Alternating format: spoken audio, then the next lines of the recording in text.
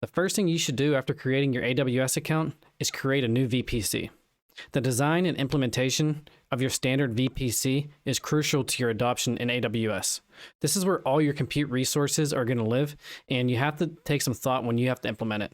So stay tuned, and I'm going to show you how you can create a scalable and resilient, secure VPC.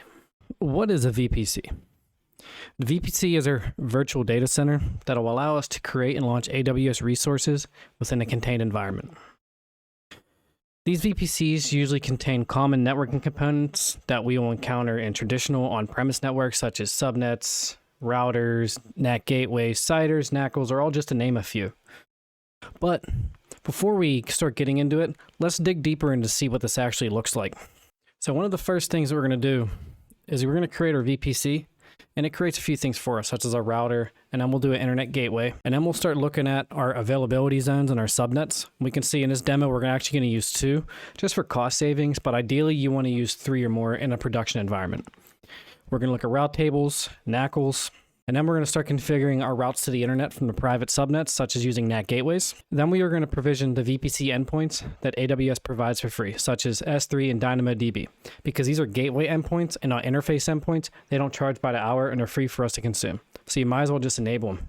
And then we'll create a security group and then emulate some instances in these subnets using the Reachability Analyzer, which AWS just released this year.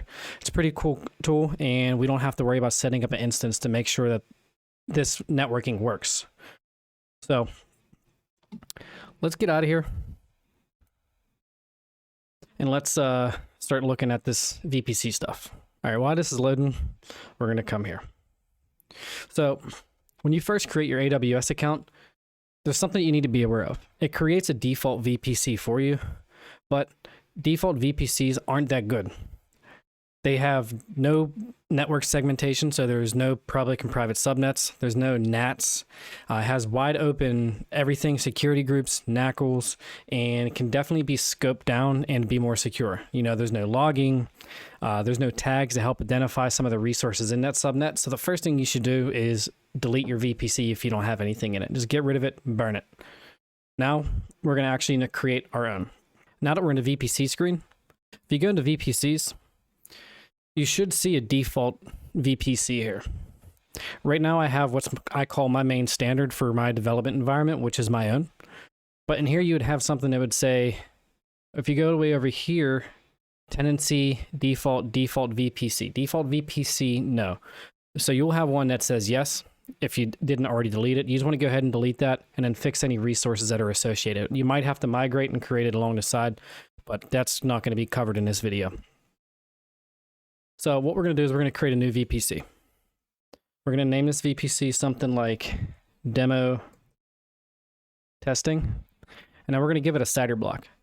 We're not going to give it a 10 dot because this isn't going to be a class C. I'm thinking more of a class B, so 172, or even a class C 198 should be good. So what we'll do is we'll do 172.0.0.0/20.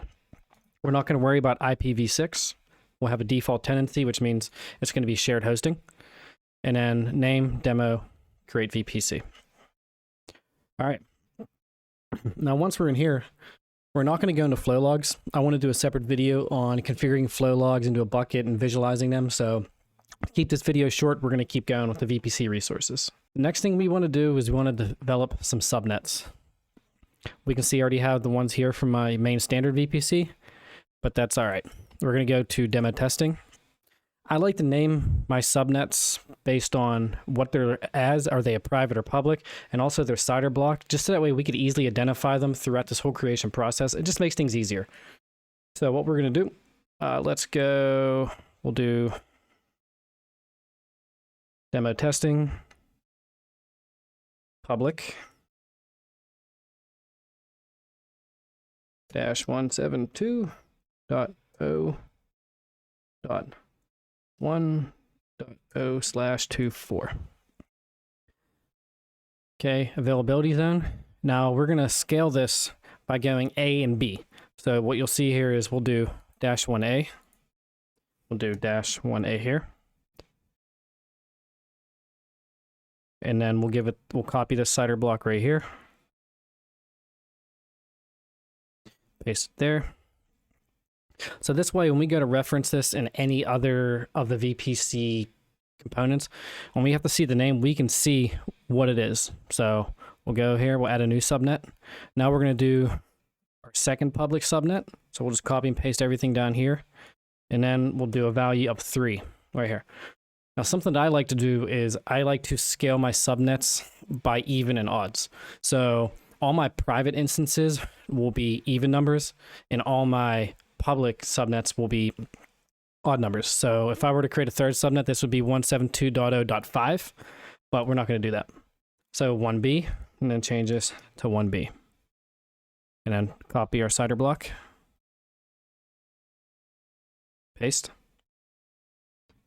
Add a subnet.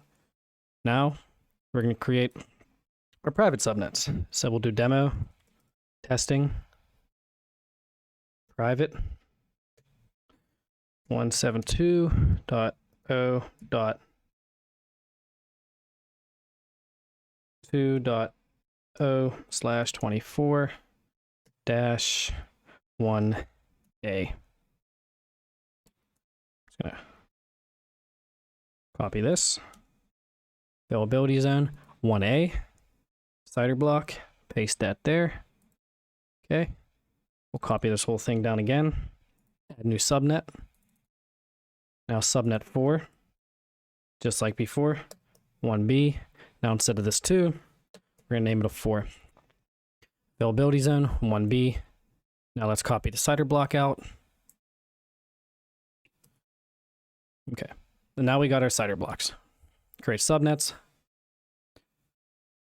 All right, and now they're all done. So one important thing to note is when you're creating your subnets, you want to make sure that they don't overlap. So even though you're for building cloud native applications, you shouldn't have to worry about your subnets at all, because you should be relying on APIs and endpoints and public facing access points. So what you can do is just make sure you have some kind of system done. There is a website that I will post in a link in the comments, or in a link in this video. It helps you break out subnets and make sure they don't overlap. And it's a pretty cool tool. Let me see if I can show it to you real quick. It's pretty much, you put in here an address, you put in your subnet mask. So let's go 20. We'll update it. Okay. And you can keep dividing it down.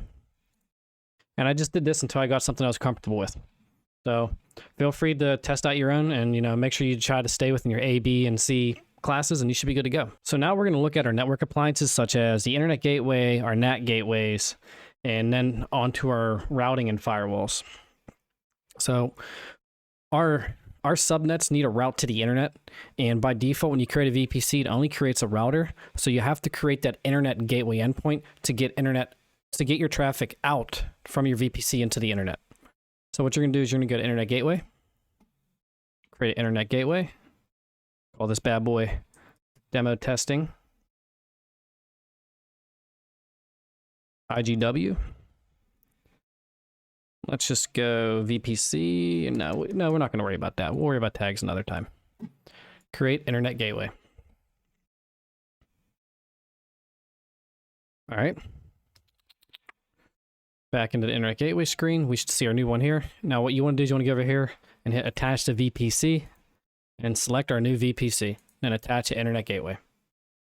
So now we have our internet gateway. Now if I go over to here, we can see that this is just right on the outside of our VPC, so that way our VPC can connect to it. Now we're going to move into our public subnet gateways, which we're going to call NAT. So these are going to be used for instances to be able to have public availability. So like you can run apt update, yum update, but they can't be accessed directly publicly. The outbound connection is only allowed out and not in. So before you can create your NAT gateways, you have to create 2 public facing elastic IPs. We're going to go ahead and do that. Associate IP address. Now, just following the format that we did earlier, we're going to do US East 1. Add a new tag. Want to name it. Now, you're going to see here I did demo testing, NAT gateway, elastic IP 1A. Now, this is important because you have to map your NAT gateway and its AZ to its respective subnet. You can share a NAT gateway between subnets, but it will incur extra cost and is not the best design principle, because you should be designing for high availability. So if you have one NAT gateway for 5 subnets, you have a single point of failure. So it's best practice to do 1 per subnet. So allocate. Create another one. Name. Now we're going to do 1B. So we know it's demo testing, NAT gateway, elastic IP, and the AZ1B. Allocate. Now we're ready to create our NAT gateways. All right, you can see here that I don't have any NAT gateways defined because this is a development environment for my standard VPC. I actually use what's called a NAT instance to help save a lot of money. NAT gateways charge about, I think it's $35 or $40 per month just to use them, and then the data charges. To me, I can't afford $100 a month for something that I'm only using a few times a week. So it doesn't make sense, but for a production environment, you need to have this. So I'm going to show you how that's done. Create NAT gateway. And just like we keep doing, we're going to create a NAT gateway for 1A. Oops, actually copied the wrong thing. So we're going to do, see, demo testing NAT gateway, US East 1A. Now we need to find our demo testing public subnet 1A, and we can see that here. Now this is why I named things the way I did, so you can quickly identify them. Demo testing public 1A. And then the elastic IP, demo testing NAT gateway elastic IP 1A. And then create NAT gateway. Now we'll do the same for B. So let's copy this. NAT gateways, create NAT. And now we'll be looking for the 1B for demo testing public right there. And then 1B IP. Now you can see how easy this was. If you didn't have these named, you'd have to figure out what the IP ID is, the subnet, and figure out you're doing the correct ones. This way you can just do it real fast. Create NAT gateway. All right. Now we can see these are pending. I'm going to wait a few minutes here. It usually takes somewhere up to about 5 minutes. So I will skip back to once these are ready, and we'll be getting ready to do our routing and firewalls next, such as security groups and NACLs. Now that our NAT gateways are ready, we're ready to take a look at our NACLs and then start configuring our route tables. I just want to touch on NACLs real quick and kind of explain why we're not doing them in this demo. We can see here that all 4 of our new subnets are associated with the default NACL that was created with our VPC.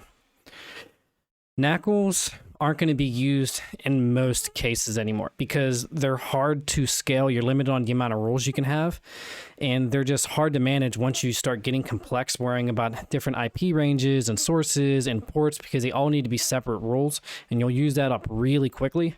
And for most cases, it's not worth the effort, and it's just difficult to manage. So it's at best practice now the only use NACLs if you have to restrict to a specific CIDR. So say if you're using your AWS VPC as an extension of your data center, so you would create a VPN to that and then request that your NACLs only accept from your local CIDR range on specific ports.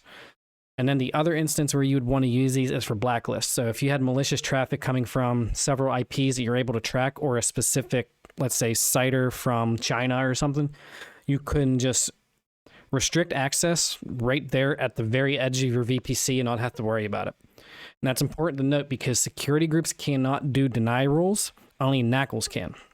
And NACLs are also stateless. So if you define a rule in the inbound rules in the NACL, it will not automatically do that for the outbound rules. So you need to also be worried about what's coming inbound and outbound. So if you have an HTTP traffic to a web server and your inbound rules allow port 80, but the outbound doesn't allow the ephemeral ports to make the connection, you'll never get that response back. So it's tough. It's tough to figure out what's going on. It's been getting easier with the Reachability Analyzer, which I'm going to demo at the end of this for testing our VPC. But for the most part, remember, you're not going to need them. That's enough rambling on NACLs. Now we're going to look at a route table. When you create your VPC, it's going to come with what's called the main route table, and it's automatically going to put all your subnets in there. Now, we're actually going to need a total of 3 route tables. We're going to need one public route table that's going to handle all of our public subnets, and then an individual route table for each private subnet, because we have a NAT gateway for each subnet. So we need to create a route table for each. Now, if you were creating one NAT gateway and had two subnets, you would just only need one route table in additional to this one. So as a best practice, in my point, I think it's just easier to make your main route table your private route, your public route table. I'm sorry, no, yeah, your private route table. Demo testing private route table. And now remember, we're gonna need two. So we'll do 1A for the 1A subnet. And well, now we're gonna do 1B for the 1B subnet. VPC. Demo testing. Control C. All right. As always, give a name tag, just because it's easier to track everything once you start getting costs, and a lot of AWS resources don't handle tagging the same. So if you have an option to give a name tag, give it. Create. Now we got to create our big bad public route table. So I'm just going to copy this.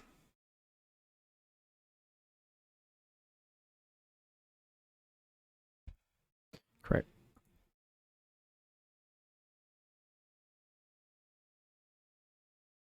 And then our public route table. Demo testing. Name. Make it a capital N. And create. All right, now we have our route tables configured and created. Now we can configure the routes. Now that we have our route tables created, we need to create the routes within these route tables.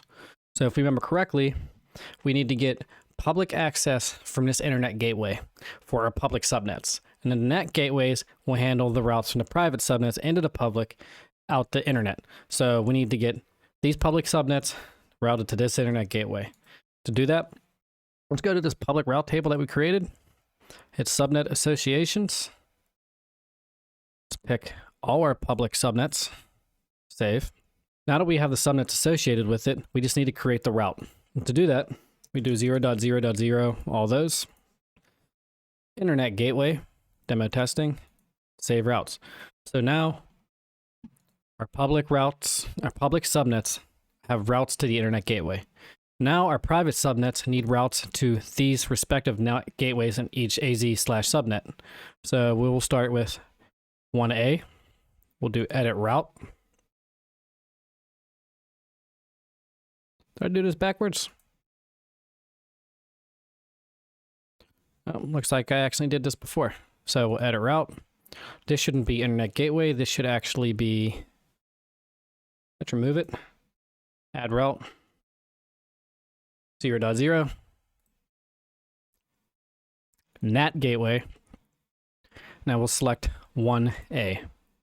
Save routes. Route tables. Now we'll go to our route table 1B. We'll do subnet associations, edit subnet.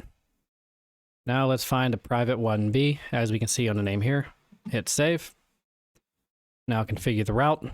Route table, add route, 0.0, NAT gateway, 1B. Now we have all our routes configured. Our private subnets have a route to the NAT gateway, and our public subnets have a route to the internet. So as long as our security group is configured correctly, we should be able to have our EC2 instances be able to have outbound traffic to the internet. Let's just take a look one more time. So pretty much got all this stuff configured. We went over NACLs. What leaves us here is a security group to test and some VPC endpoints. So what we're going to do is we're going to go ahead and create these VPC endpoints. So we're going to go to, where's it at? Endpoints.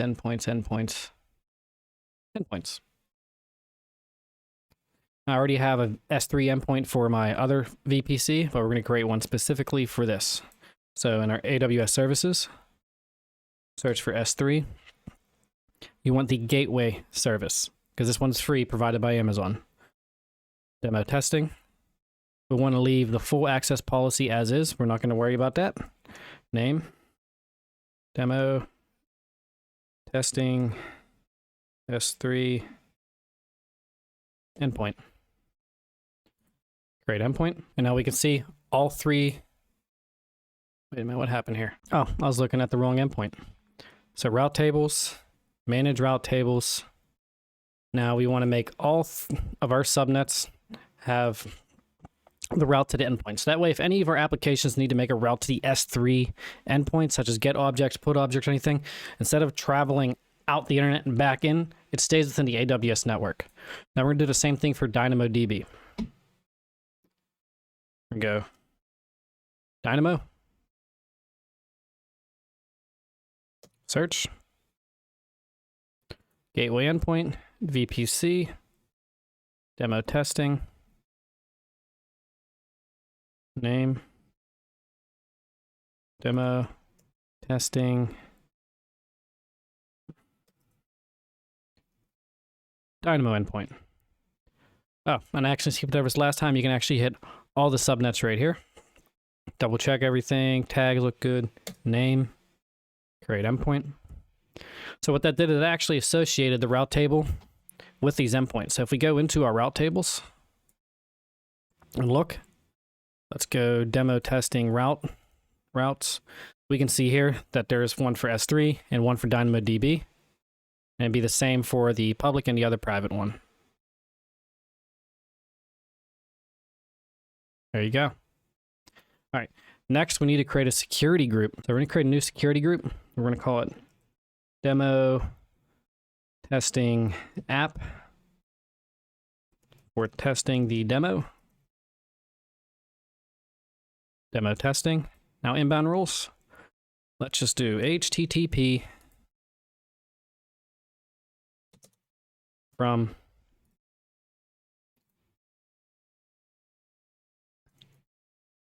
anywhere.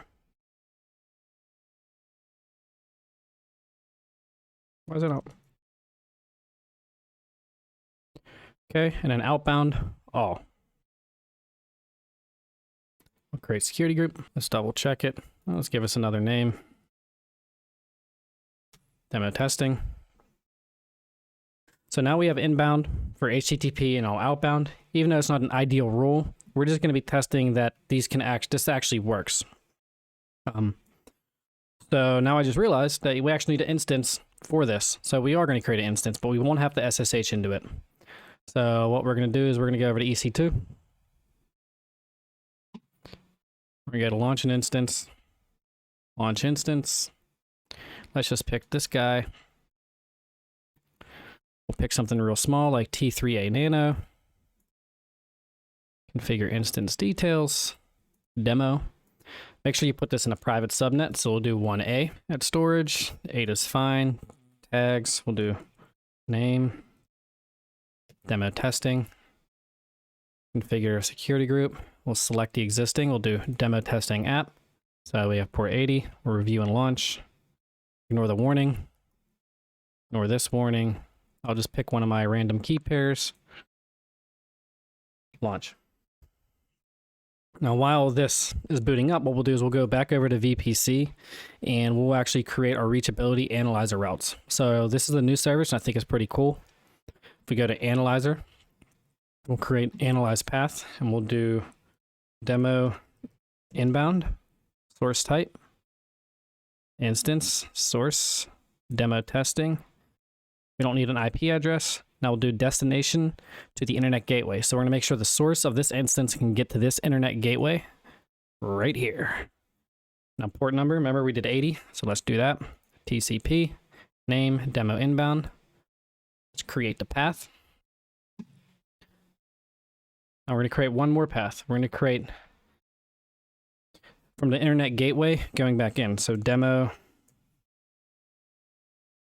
inbound from IGW. So we'll do internet gateway, source, the demo gateway. Now destination is the instance now. So we actually reversed it.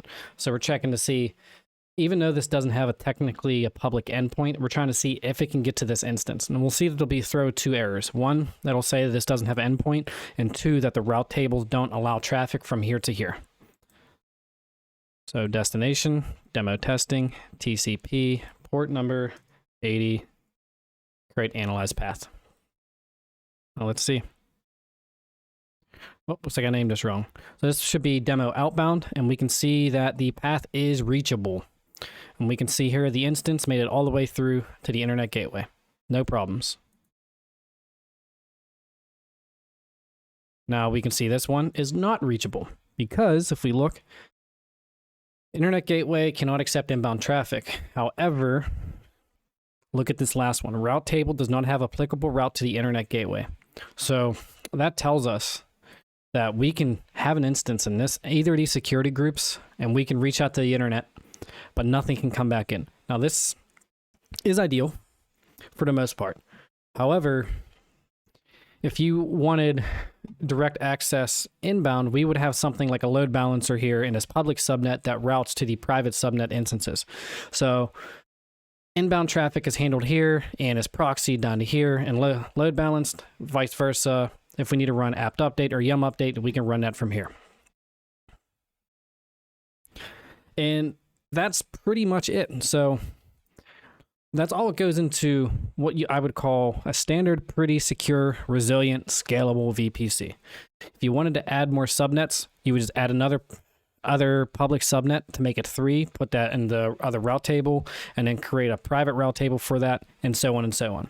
In a production environment, I think it's always to go best on an odd number, for instance, 3 or 5, because of tools like HashiCorp Vault console, they run on things called stalemate. So like if you had even numbers and they had conflicting data, such as the console for the key value pairs, it'll rely on that odd number to solve the stalemate. So I like to have an instance auto-scaled to an odd number, so 1, 2, and 3, so that way if we had any stalemate applications, we can make sure that that's handled appropriately. This way we don't have 2 instances in one subnet. It's just, you have it available to you, make sure you just utilize it as much as you can. So that's pretty much it.